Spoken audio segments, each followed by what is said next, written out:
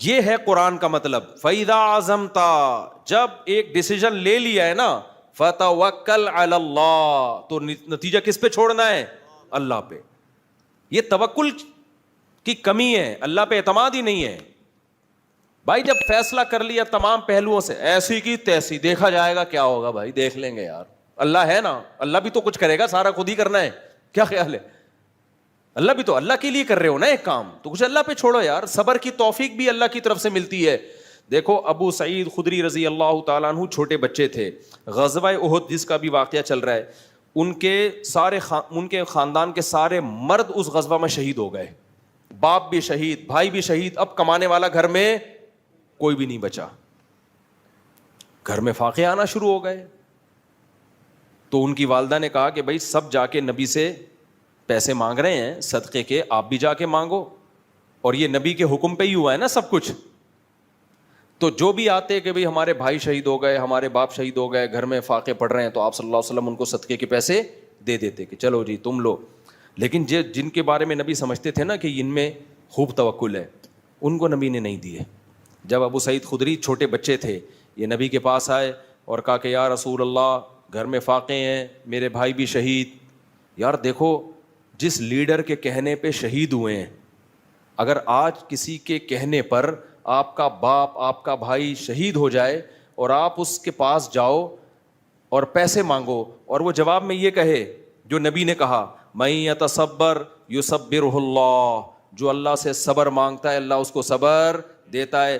من یستعفف یعفہ اللہ, جو مخلوق کے سامنے ہاتھ نہیں پھیلانا چاہتا, یعنی میں بھی اللہ کی مخلوق ہوں, جو چاہتا ہے کہ میرے ہاتھ صرف اللہ کے سامنے اٹھیں تو اللہ اس کا خیال کرتا ہے, وہ مخلوق کے سامنے اس کو ہاتھ پھیلانے نہیں دیتا. یہ نہیں کہا کہ مت مانگو, صاف منع نہیں کیا, اشارہ کر دیا کہ ابو سعید تم پہ یہ چیز سوٹ نہیں کرتی, تم تو اونچے خاندان کے ہو, تمہارے اندر توکل ہے.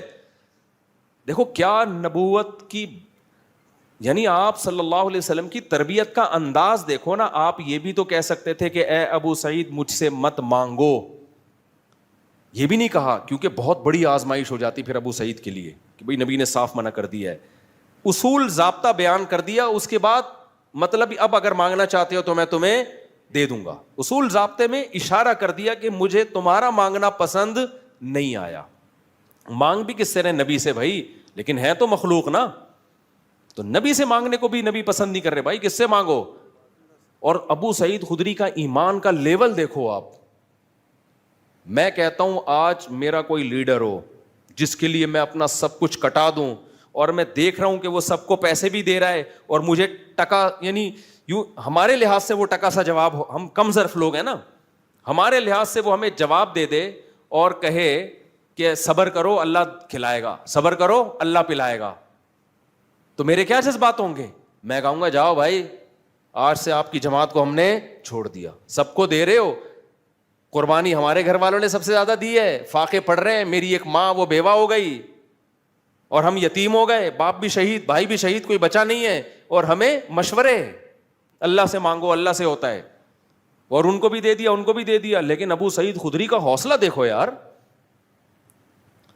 قربانیاں دے کے یہ حوصلہ, اور ایسے خدا کی قسم یہ نبوت کے نبی صلی اللہ علیہ وسلم کے نبی ہونے کی بہت بڑی دلیل ہے. یہ 100% کسی کی نبوت پہ یقین ہوتا ہے نا, تو پھر انسان اس موقع پر نصیحت پر عمل کرتا ہے کہ یہ جو کہہ رہے ہیں اپنی طرف سے نہیں بلکہ اللہ کی طرف سے. اتنی قربانیاں دینے کے بعد آپ مجھے بتاؤ, میں آپ سے قربانیاں دلواؤں اپنے کسی ویژن کا حصہ بنا کے, اور میں لوگوں کو پھر پیسے بھی بانٹ رہا ہوں, آپ میرے پاس آؤ, آپ کو میں صبر کی تلقین کروں, کیا گزرے گی آپ کے دل پہ نا, قیامت گزرے گی. لیکن ابو سعید خدری 10 سال کے تھے غالباً, جب وہ آئے تو نبی نے فرمایا من یستعفف یعفہ اللہ, جو صرف اللہ کے سامنے ہاتھ پھیلانا چاہتا ہے کہ اپنے دامن کو, استعفاف کا مطلب اپنے دامن کو داغدار ہونے سے بچانا. الفاظ بھی دیکھو, پاک دامن کو عفیف کہتے ہیں. پاک دامن کا مطلب کیا بھائی؟ ہاتھ پھیلا لیا تو دامن کیا ہو گیا؟ داغدار. ساری زندگی کے لیے, اب اس دن تو مانگ رہا تھا نا. اتنی بڑی عیب ہے, اتنا بڑا عیب ہے کسی کے سامنے ہاتھ پھیلانا. اور آج ذرا سی بات پہ پلاٹ خریدنا ہے, پیسے دے دو. بچے کو میں نے امریکہ بھیجنا ہے, ادھر کھانے کو لوگوں کے روٹیاں نہیں ہیں, خدا کے بندو اور تم ہری ہری سوج رہی ہے بچوں کو امریکہ بھیجنے کے لیے بھیک مانگ رہے ہو لوگوں سے. یار میں بتاتا ہوں واقعہ, ادھر ہی مسجد میں ایک صاحب آئے, بچوں کی اسکول کی فیسیں دینی ہے تو پیسے نہیں ہوتے, آپ زکوٰۃ کے کچھ پیسے دے دیں. میں نے کہا میرے پاس تو نہیں ہے, مطلب آپ کو دینے کے لیے نہیں ہے. کہہ رہے میں کیا کروں پھر؟ تو میں نے کہا کہ نہیں پڑھاؤ اسکول میں, اسکول میں نہیں پڑھاؤ. کہہ رہے ہیں یہاں بچہ اسکول میں نہیں پڑھے گا تو کیا کرے گا؟ میں نے کہا ٹماٹر بیچے گا. میں نے کہا جو پریکٹیکلی ٹماٹر بیچ رہا ہے میں نے دینا ہے تو میں اس کو دوں نا. کیا خیال ہے بھائی؟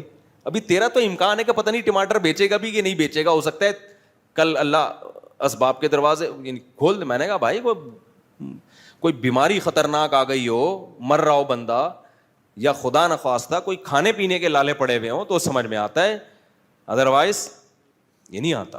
اور اس طرح جب آپ کسی کو دو گے نا, میں نے دنیا میں دیکھا ہے میرے بھائی, جس نے ایک دفعہ مانگ لیا نا اس کو منگتا ہی بنا رہے گا موت. پھر اللہ کی نظر ایسی ہٹتی ہے, اللہ کہتا ہے بس تو اب مانگ, بھکاری بن کے زندگی گزار, اس کے کبھی ضرورتیں پوری نہیں ہوتی.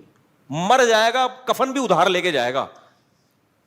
اگلا کہے گا کم بخت نے جو کفن پہنے نا وسیم کے پیسوں سے ہے, یہ اس کے پیسے بھی ادھار ہیں, ایسا چلے گا وہ. ہاں دوست احباب جن میں آپس میں بے تکلفی ہو, مانگتے ہوئے ذلت محسوس نہیں ہو رہی, ان میں ادھار یہ سب چیزیں بھیک نہیں کہلاتی. یہ چیزیں بھیک بے تکلفی ہوتی ہے نا. جیسے آپ ہوٹل میں گئے, جیب میں پیسے نہیں, ابے یار تو دے دے یار کل میں دے دوں, یہ چیزیں بھیک میں نہیں آتی ہیں.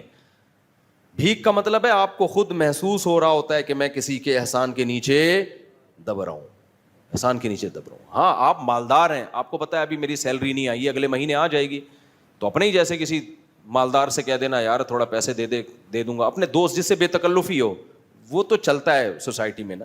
یہاں بھی علماء نے لکھا ہے کہ اگر کسی مالدار کو وقتی طور پہ پیسوں کی ضرورت ہے نا تو غریب سے مانگے. وہ یہ علماء نے ایک تکبر ختم کرنے کا نسخہ لکھا ہے. وہ کس سے مانگے؟ اس کو پتا ہے میں پیسے تو دے دوں گا, میری سیلری آتی ہے ہر مہینے, میرے لیے فار ایگزامپل 50,000 ہے, یہ دینا کوئی مشکل کام نہیں ہے. تو غریب سے مانگنے میں کیا ہوگا, اس غریب کی عزت آپ کی نظر میں بڑھ جائے گی. وہ غریب کا دل بھی باغ باغ ہو جائے گا, یار سیٹھ صاحب میرے سے کیا مانگ رہے ہیں. اور وہ غریب دے گا بھی خوشی خوشی. اس کو پتا ہے پیسے کہیں جانے والے ہیں ہی نہیں, اس کے لیے 50,000, اس کے پان گٹکوں کا خرچہ ہے 50,000. تو علماء نے لکھا, ہم نے مدرسوں میں دیکھتے تھے کہ ہمارے مدرسوں میں کچھ مالدار طلبہ تھے, بڑے مستغنی, ان کو کبھی ضرورت ہوتی غریب طلبہ سے مانگ رہے ہوتے تھے. تو وہ غریب خوش خوش کے نا اپنی جیب خرچی بچا بچا کے کہہ رہا اچھا یار ہم سے لو, یہ ہمارا کیا بنے گا ریلیشن. تو لیکن غریب کو چاہیے ایسا نہ ہو کوئی بھی سوٹ ٹائی میں آ کے پیسہ مانگے, آپ میرے بیان کی وجہ سے اس کو دے دو. کوئی بھروسہ نہیں ہے یہ اپنی ہو یا کسی سے ادھار لی بھی ہے اس نے, پتا ہو کہ واقعی کیا ہے یہ مالدار آدمی ہے, اس کے لیے 40-50,000 1,00,000 کی کوئی ویلیو ہے نہیں. باپ اور بھائی سے مانگنا, باپ اور بھائی سے مانگنا, بھائی وہ باپ سے بے تکلفی اور بھائی سے اگر بے تکلفی ہے تو پھر ایک جیسے بے تکلفی والے معاملات, باپ تو باپ ہے نا, وہ تو ساری زندگی مانگتا ہی رہتا ہے انسان, اس سے مانگنے میں کوئی حرج نہیں ہے. لیکن اس کو اتھارٹی دو کہ چاہے تو پیسے دے چاہے تو تھپڑ دے, اس کی مرضی ہے. تو باپ سے مانگنے میں کوئی حرج نہیں ہے. یہ تو بے تک ماں ہے. ہمارے حضرت فرمایا کرتے تھے احسان پتہ ہے کس کا لینا ہے, باپ کا, ماں کا, اپنے کوئی پیر و مرشد ہو, مینٹور ہو آپ کا کوئی جس سے آپ ہدایت لیتے ہو, اور استاذ کا. یہ 4 افراد کے سوا کسی کے احسان کے نیچے